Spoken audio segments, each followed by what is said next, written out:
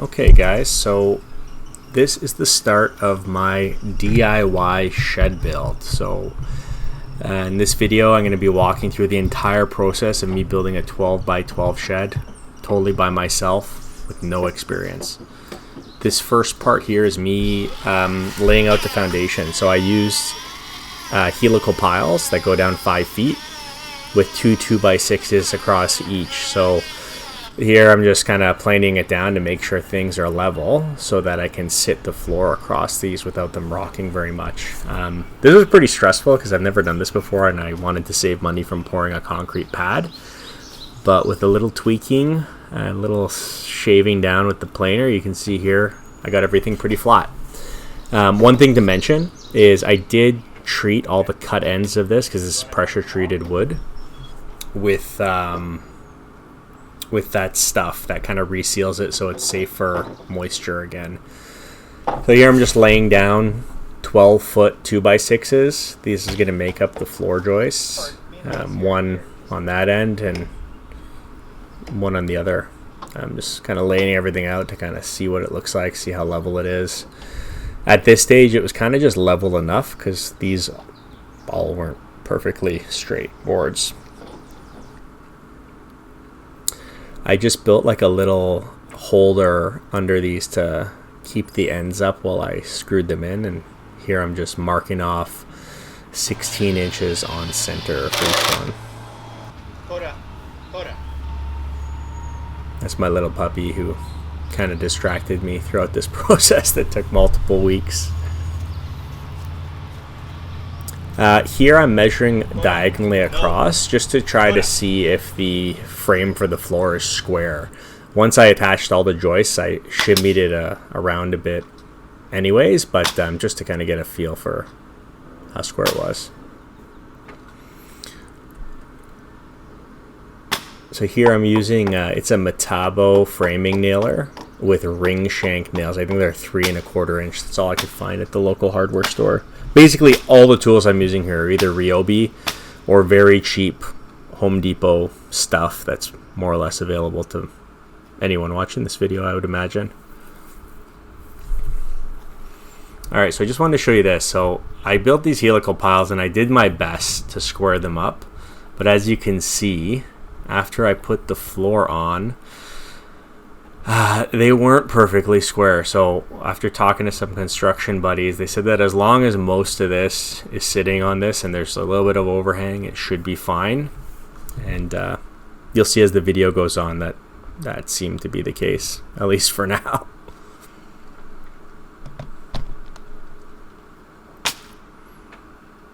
Here I'm just I'm using the same framing nails to secure these floor joists wherever they cross one of these supporting beams underneath.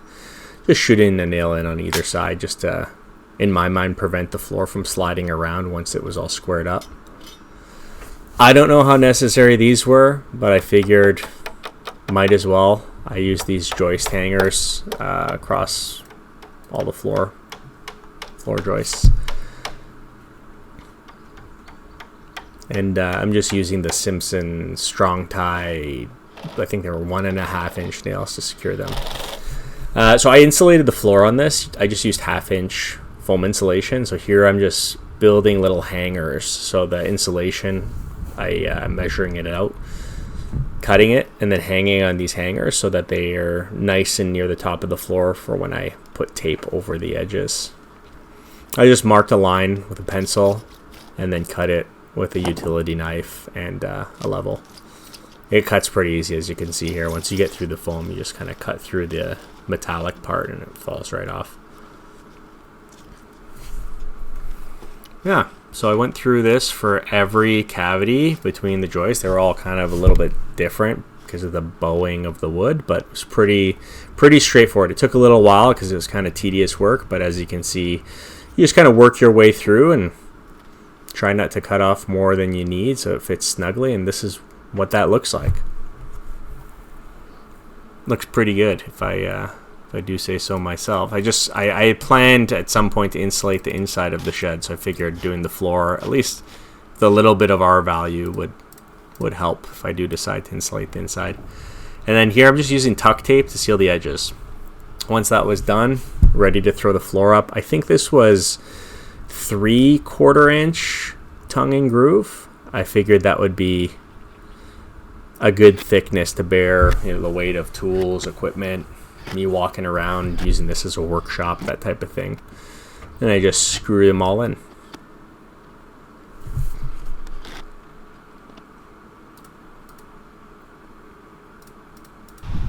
One of the cool parts of this video is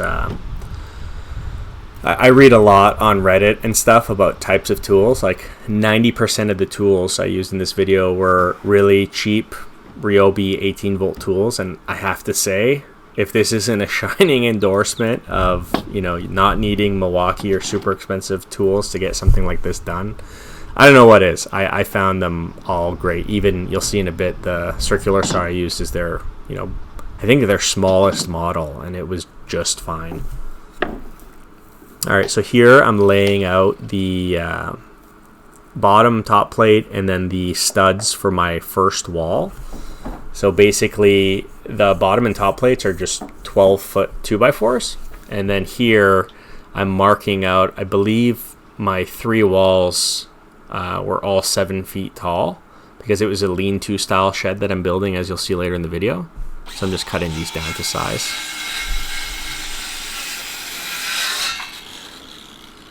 And that's that little Ryobi saw I was telling you about. Super small, but that thing just powered through, dozens and dozens of 2x4s and pieces of sheet wood that I need to cut through.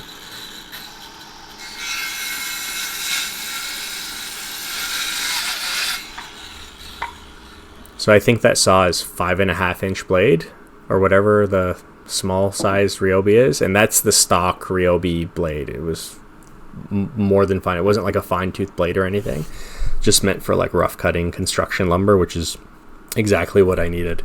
Here I'm just checking the bow of each piece of wood just to make sure they're all bowing the same direction. I think for this shed I read that you want to make sure for exterior walls they're bowing out, and that's what I was focused on here. I'm just laying everything out so it's ready to be nailed together.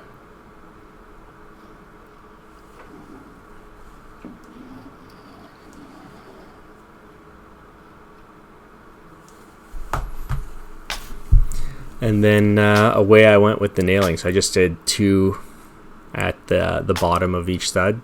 And this is kind of my first time ever using a pneumatic framing nailer, so you can see I'm holding my hand like a foot up the 2x4s because I was afraid of like getting my finger. But honestly, pretty safe tool to use if you're not reckless, I think.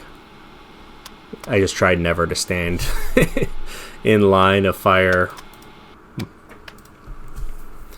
And I still have all my fingers, so I'm good.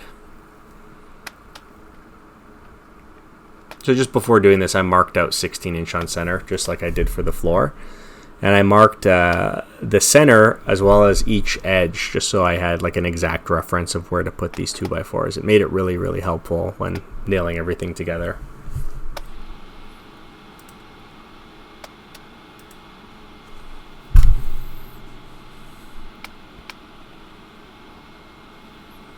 And that's the first wall. This was probably the most satisfying part up until this point. I was like, oh my god, it's more than just a floor. Now, I didn't really know how many nails to use here, so I basically put 2 on the edge of each stud, and then I think I went back and I did 1 in the middle as well. I figured the more the better. Just wanted to make sure these walls were pretty secure, because it would be at least a week or 2, because I was doing this in evenings and on the weekends before I could put the exterior wall sheathing on. So I was a little nervous that this just framed shed would be a little wobbly until the walls went on. Yeah, pretty straightforward stuff. Just being careful to not shoot the nails out the side of each base plate or stud, and it's pretty easy. Now here I'm just marking out and cutting for another wall.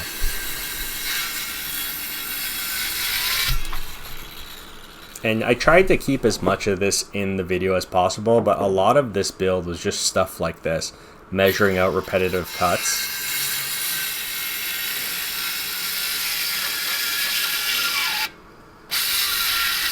And just going through and cutting them all and getting all of your material ready, because like when you're building a wall with stuff, you can't really go one at a time. You kind of have to have everything ready. So a lot of this was going to Home Depot, loading the truck, unloading the truck, measuring, cutting for that piece of the build, and then, you know, getting everything ready to go at once. So I try to keep a lot of this in just to show you the reality of this, but I cut out a bunch as well because it's pretty monotonous. Yeah, that little saw really works well. And this is kind of the same deal as that other wall. See, I'm marking out 16 inches on center so that once everything's laid out and I start nailing, I can make sure everything is where it needs to be. Super easy stuff. Just did everything on the floor. Floor was flat and level, so it made this, you know, super easy to assemble. And this is sped up, by the way. I wasn't flying through this in practice. I was just really trying to get everything right and straight and where it needed to be. But up until this point, like for anyone watching this, like I watched dozens of shed build videos to convince myself to try this. As long as you kind of make a plan, like it's pretty much clockwork. Once you get the floor in, once you build your first wall, it's all very repetitive, and you start to just get into a flow state, which at this point of the build, I was feeling super confident. I was like, this is starting to happen. It's starting to be more than just a floor. And you'll see as I stand this wall up, you'll notice the double top plate. There's room for me to put a full 12-foot 2x4 that'll span across this back wall and then tie it in with both side walls, which I read was really important for the rigidity of little structures like this. So I'm just lining everything up before I nail it down.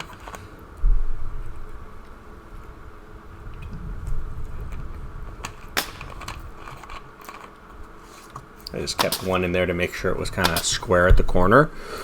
And for this, I wasn't like necessarily using a triangle or a level very much, because I trusted that if the floor was flat and these 2x4s were relatively straight, it should be fine. Someone correct me if I'm wrong, but that's kind of how I went here. Just making sure it was lined up to the edge of the floor. And same thing, 2 on each side of the studs. Just might be overkill with how many nails I use, and these clipped for framing nails are definitely not cheap, but I figured better safe than sorry.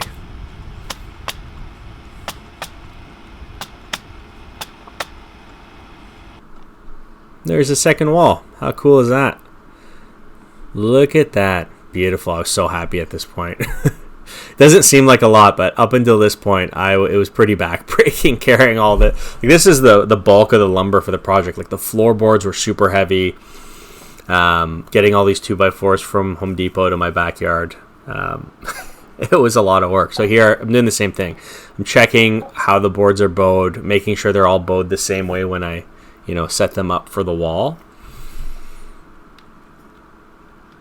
Little refill here. Went through thousands of nails, I think, for this project. I think a box of like 2,500 framing nails in Canada, the ring shanked ones that are galvanized, I think they were like $130. It's crazy. That nail gun I bought is a Metabo. I think it's called HPT or HTP. It was on sale for $250. So 2 boxes of nails is the same price as that nailer, which worked great, by the way. It was pretty awesome, and it worked really well with just a small little air compressor. So super big time saver if you're thinking about doing this. I know some people use screws. This would have taken me at least twice as long holding, setting, and drilling in a screw for each one of the. Oh my god, I can't even imagine. You can just fly through with these nailers, and you know what? Once they're in, these ring shanked nails, they hold pretty well. Like I had a couple times during this video you'll see where I had to rip something out, either because I made a mistake or for another reason, and they held pretty good. So if you're worried that a nail's just going to slip out, I learned through this project that is not the case. And here is wall number 3.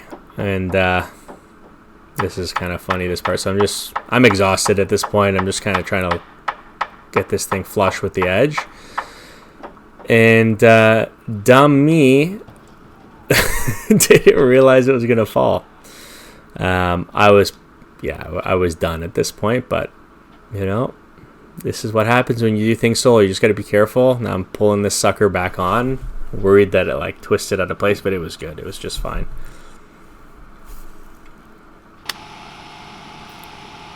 And back to nailing. So this is wall number 3. Pretty cool. Starting to look like a little shed box. My girlfriend started to believe that this was actually going to get done and not just some hobby project that left us with a half-finished shed floor in the backyard. It started to look good at this point, I think.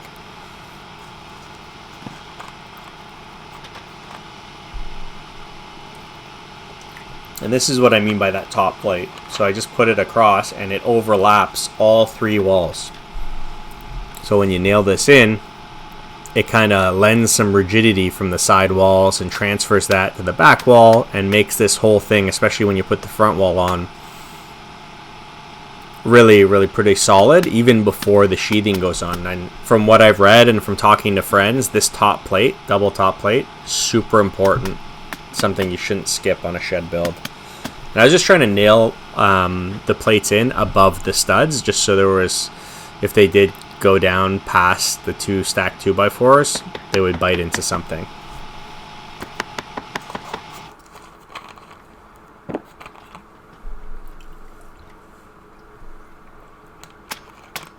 Super satisfying though at this point.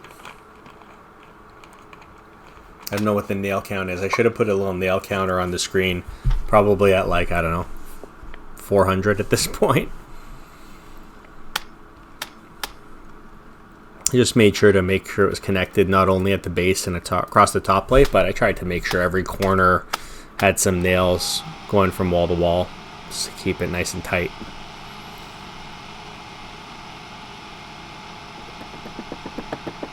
And then here I'm just hammering in a couple that I aimed poorly and popped out the sides just to make sure they were flat for when I put the plywood on.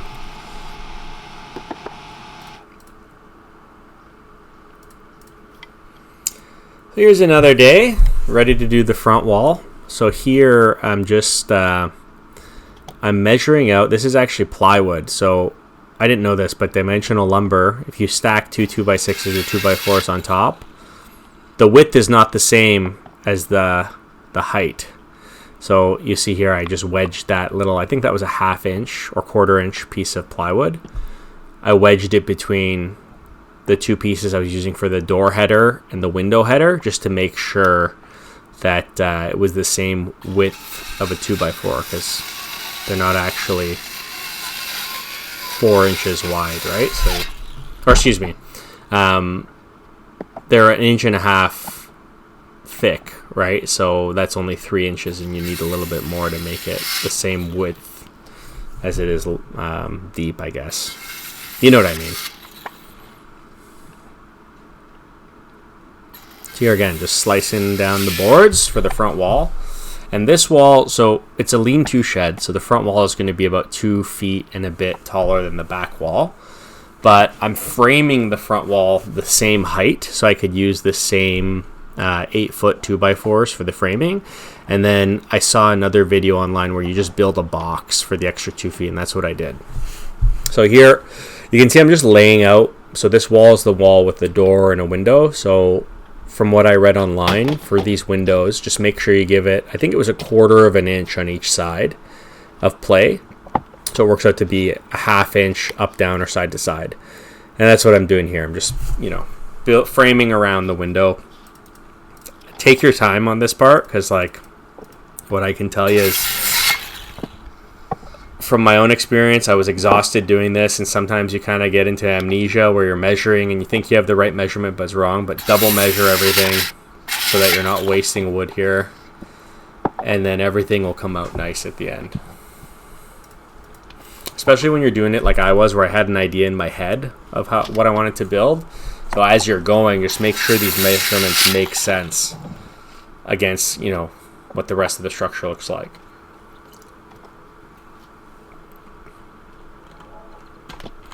This is just a little cheap. This window is like it's an $80, specifically called a shed window from Home Depot. It's PVC. Has a bug screen, opens. For what I'm building here, I thought it was fantastic versus spending like $300 on a real window.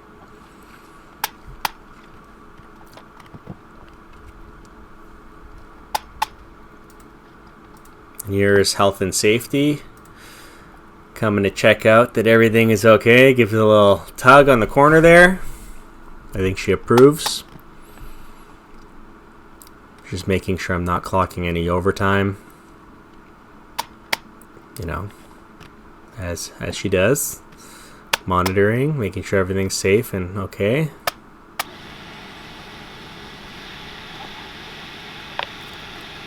I'm gonna get her help me in a second, but I'm just finishing up this wall. That's me. I'm not sure if I glued them together. I think I just used nails to sandwich the header together.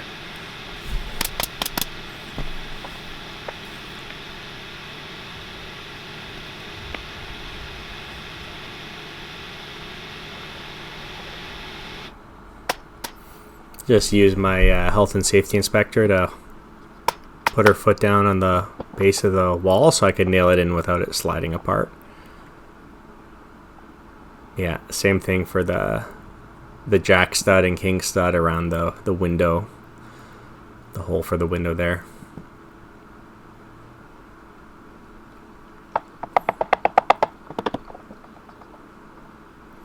The watchful eye of health and safety inspectors.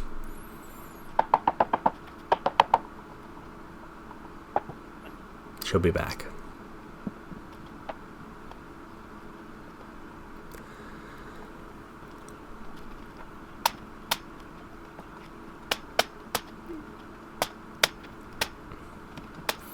Yeah, so this was my first time framing a door or a window. I would just Google a reference image to see what a header looks like. That's the part that supports the weight over the opening. A jack stud, a king stud. A king stud goes all the way to the top. Jack stud goes under the header. But just visualize it, because it wasn't super intuitive to me, just trying to think it out before Googling it. But you know, Google's beautiful, and I actually used AI Perplexity specifically to help me with a lot of the cuts, measurements, things like that. It was really, really helpful.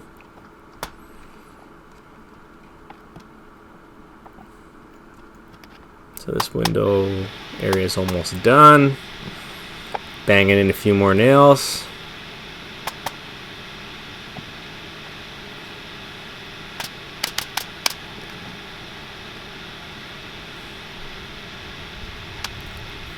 Little reload action. Nailing the header of the window. Couple more for good measure. And I think, yeah, and I'm going to lift it up. These get pretty heavy after a long day, by the way. I didn't do the end pieces. You can see they're just dangling there. It was super tight building this between the two walls, so I figured I would just stand it up and secure those once it was standing. But it looks pretty cool. Have my helper here holding the wall up.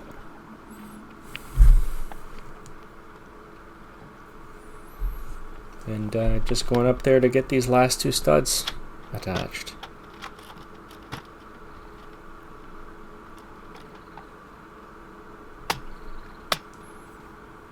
Like, don't get me wrong, it was totally doable doing this solo, and that's kind of why I made this video, to show you guys that's possible. Make a little workshop yourself. But an extra set of hands is doing this solo would have been kind of a pain. I'd probably either have to temporarily secure this wall so it was standing, or balance it while getting on the ladder. Honestly, would have just been like a hairy kind of pain in my ass type of situation to do it alone. So it's super helpful to have a second set of hands here.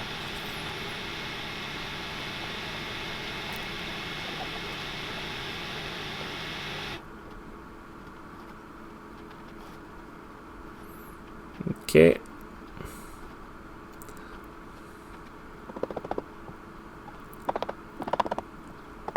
Looking pretty good, right? I think so.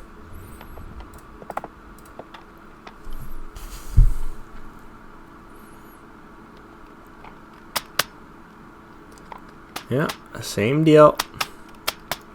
So at this point, like, I'm super confident. I'm like, I am a builder. I could do this for a career. Look at this beautiful creation. Oh, yeah. Pretty level.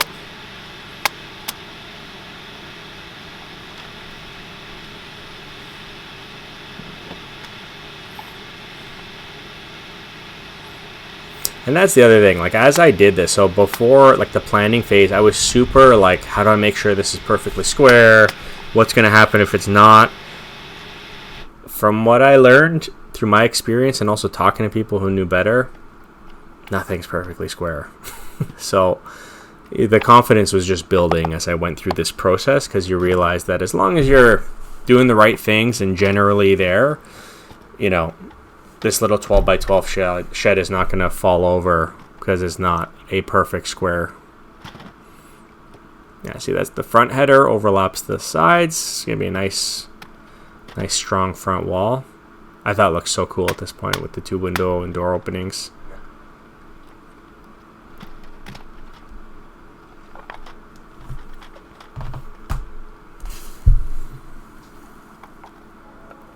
Yeah, so here that top piece needed to be pushed in a little bit. So little trick I saw online, you screw in a screw and then you use your hammer to kind of pull or push one of the 2x4s into the correct spot, and then you nail them together and it holds it nicely, just like this.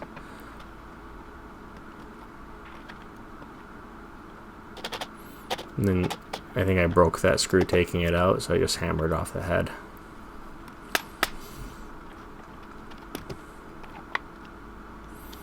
Look at this shed, my baby. It's coming along, right?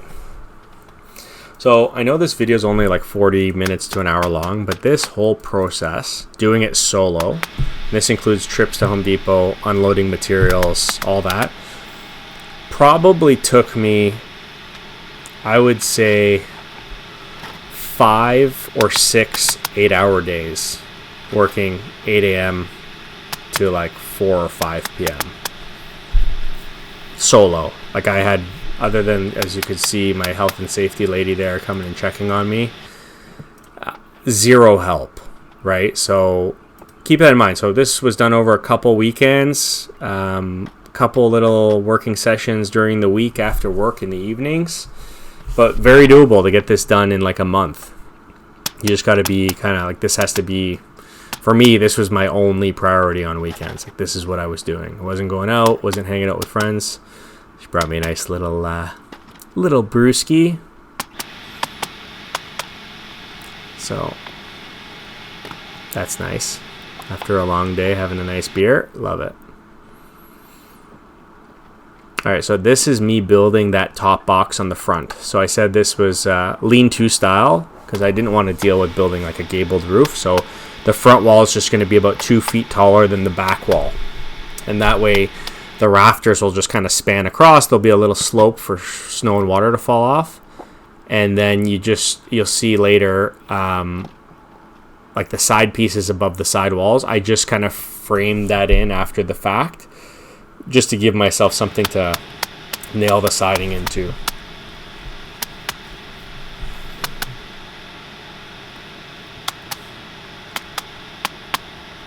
And like, from what I've seen online and read, like, this is probably not the best way of doing this. Like, I think it would have been better to use solid 2x4s all the way up the front wall.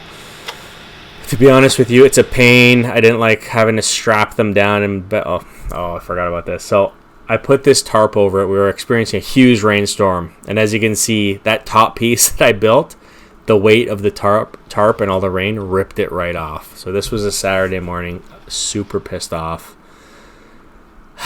Basically, I was also nervous about the OSB getting wet. I was like, oh my god, look at this, full of water.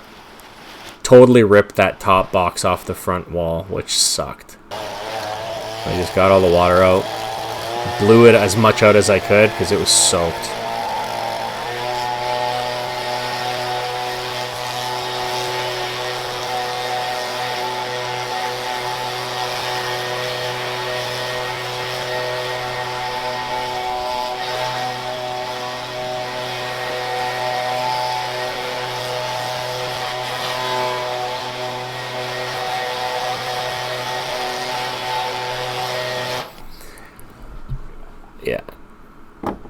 So ripped right off, as you can see. Sucked, but not the end of the world. I just basically hammered these pieces out, and what ended up happening is that bottom plate was so well nailed that I just ended up leaving it there, built a new box, and the new box was 1.5 inches taller than the old one. So the front roof is a little higher than 9 feet from the floor, but whatever. Like getting that off would have been such a pain. So I'm just banging these off, and then after this, in a sec, you'll see I cut the nails off and just was done with it. Or no, wait, what did I do here? Oh yeah, still had to.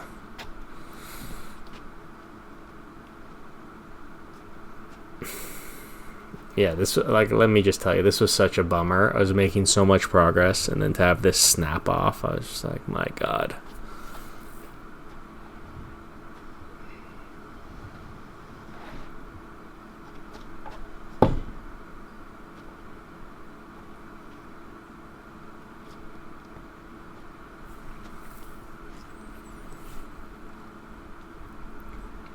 Yeah, a lot of contemplation of like, what the hell am I doing at this point, but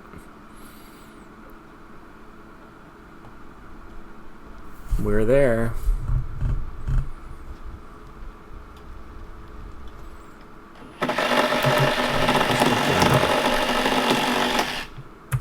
Cut out that part and skip to this part. Just using the Sawzall here to cut off the broken nails. Got the new box up.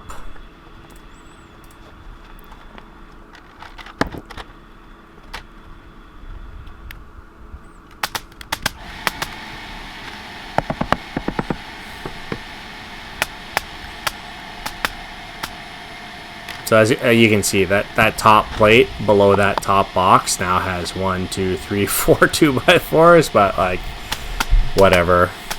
It is what it is.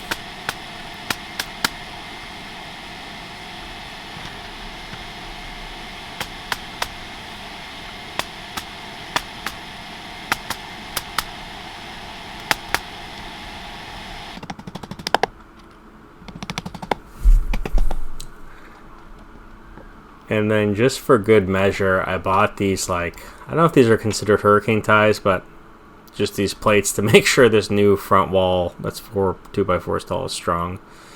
Alright, now time to put the siding on. So this, I believe this was 1/2 inch OSB. It's not the tongue and groove kind, but I just built like little hangers on the subfloor of the shed. On the outside there, you can see I'm just resting it on there just to like, with one person, just to make it easier for me to hold this stuff up while I nailed it all in. I don't know how important making sure it's level is, but I did.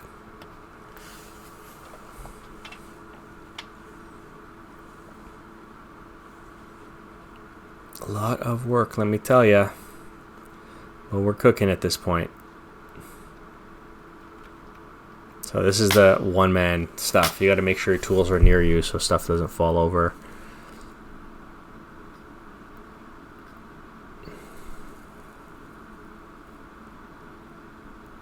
Not sure what I'm doing here.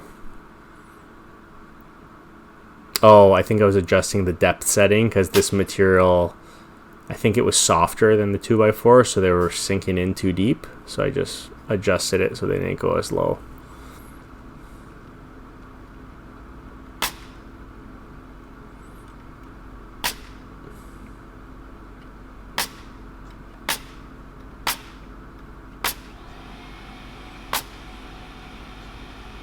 The first one of anything, I feel like I go extra slow, but you'll see as the build progresses, you just start flying through stuff. And this is cool. So you'll notice these black lines on sheets of, I'm not sure if plywood has them, but OSB for sure, lines up with your 16 or in some cases 12 inches on center. That was super helpful because then if you built your shed relatively square and straight, these will line up, and then you just follow the lines all the way down.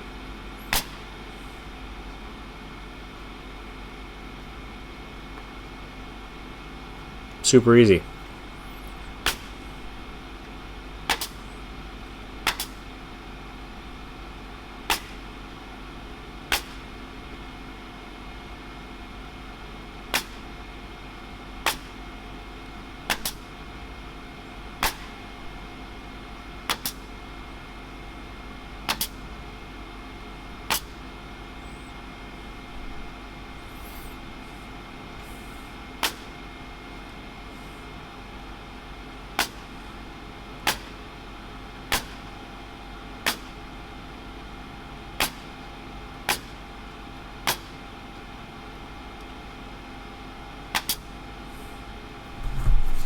So I'm not going to show you me putting up every sheet, but this is generally what it looks like. Hang the sheet, nail the sheet, move on to the next sheet.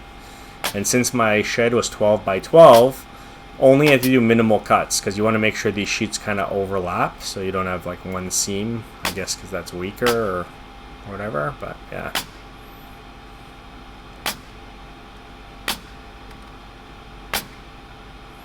Also, no clue if this nail spacing is too much or too little. I was going like every 6 to 8 inches, I think.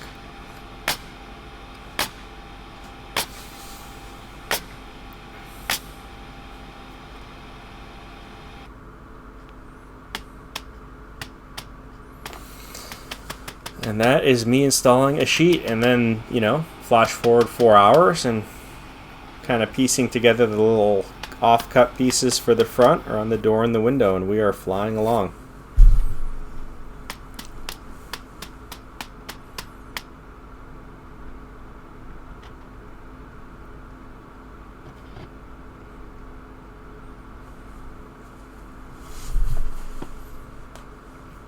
So you'll see here I'm actually putting in a 2.5-inch screw right where I want to hang the piece on the side over the bottom piece, because, you know, I know wood moves. I think OSB moves as well. So I was just trying to give it like an 1/8. In some cases, there's probably only a 1/16 of an inch gap on each side of the wood, just so that if it does soak up moisture, I don't know what could happen once everything's secure. Maybe a piece would pop out or bow or bubble. I don't know. But I just did my best to make sure. You'll see there's like little cracks through between each sheet just to give it some breathing room.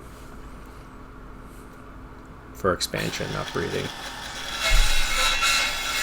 So at this point, it's starting to look like a shed. Like, I'm super pumped. These are the roof rafters.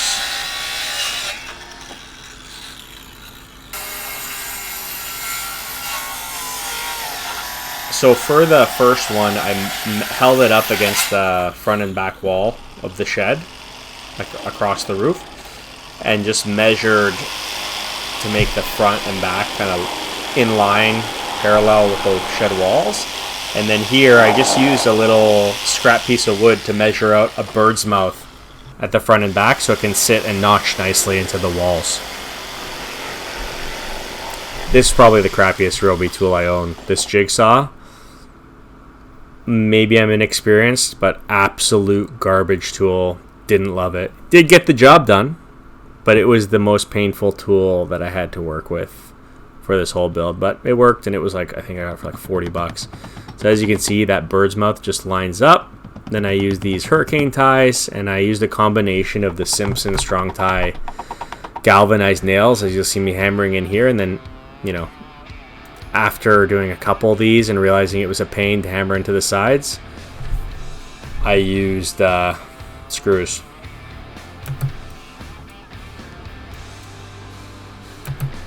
So I just turned off the volume completely for this clip because I didn't realize I had my Spotify blasting Slipknot, and I know that YouTube would probably flag this video. I don't know if I had unlicensed music playing. So this section has no audio, but here I am just lifting up each sheet of roofing, and I put like a little stop block on the end so I could just get it up there. Again, I'm gonna have to cut out this audio.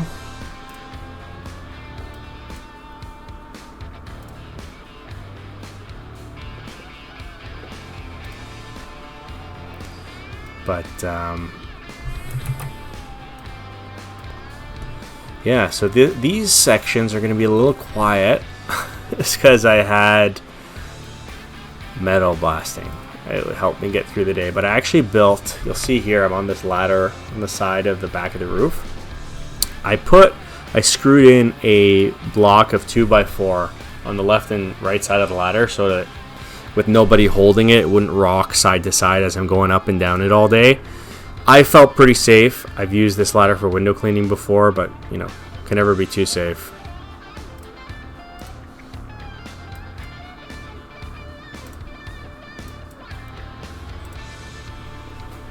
Just bringing up another sheet here.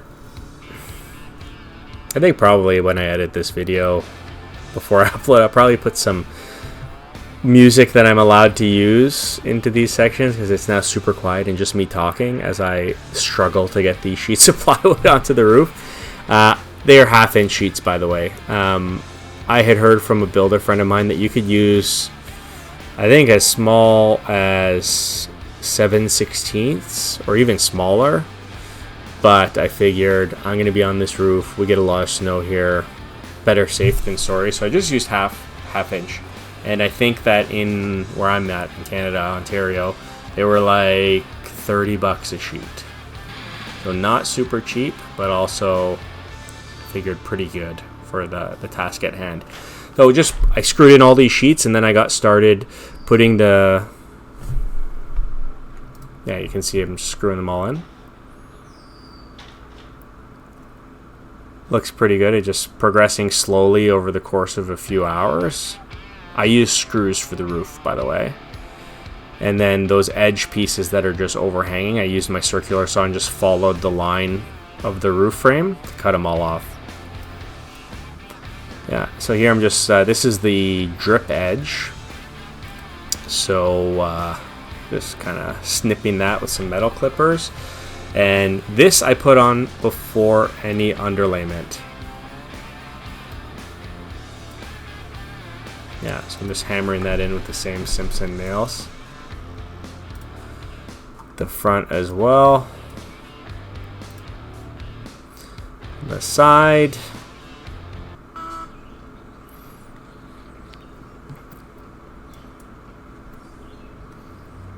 I really wish I didn't have my radio blasting during this part because I'm going to have to put in new audio backing. But that's the underlayment. So that stuff, you just roll it on. And then you kind of get started with your shingles. Which I think came out pretty cool. These are just cheap Home Depot shingles. Worked my way up. Tried my best to cut the edges well. And that's it. Now we're on to Tyvek house wrap. So just use the Ryobi staple gun to get this stapled around. And then after this, I would be ready for my siding, which I'm using LP Smart Side for this. This was kind of a pain to put on solo again, but you know, solo build, right? And this is the siding. So I built my little MacGyver stack of wood there you can see in front of the shed just to make sure I had something to rest them on that was the same height all around. And yeah, just worked my way around, lining up the seams and then nailed them in. This was so good. Such a good feeling to start seeing this come together. This siding's pretty expensive though, so I think for this shed the LP Smart Side was about $850 for all the sheets I needed. Then you had to get trim and stuff too. But yeah, just nail it all in. And I actually let it hang down below the floor of the shed just so that it would make the shed look lower to the ground because I built them on these helical piles.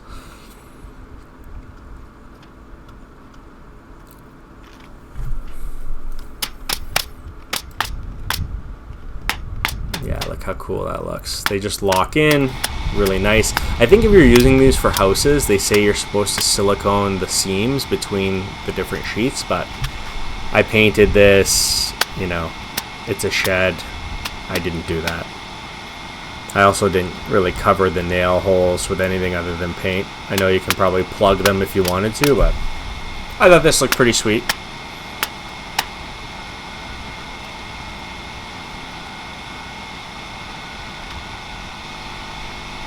And then just a little tour of what I had done at this point. Part of the right side there and the back.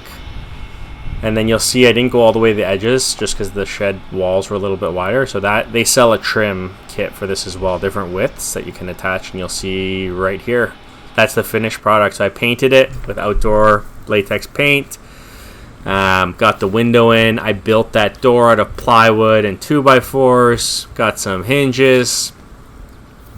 That is the finished product. What a shed. What a project, but totally doable yourself. And the total cost for this build, I believe, was under $5,500 Canadian. So keep that in mind. 144 square feet for about $5,000. Canadian dollars, which is probably like 3,000 something US. Thanks for watching, guys.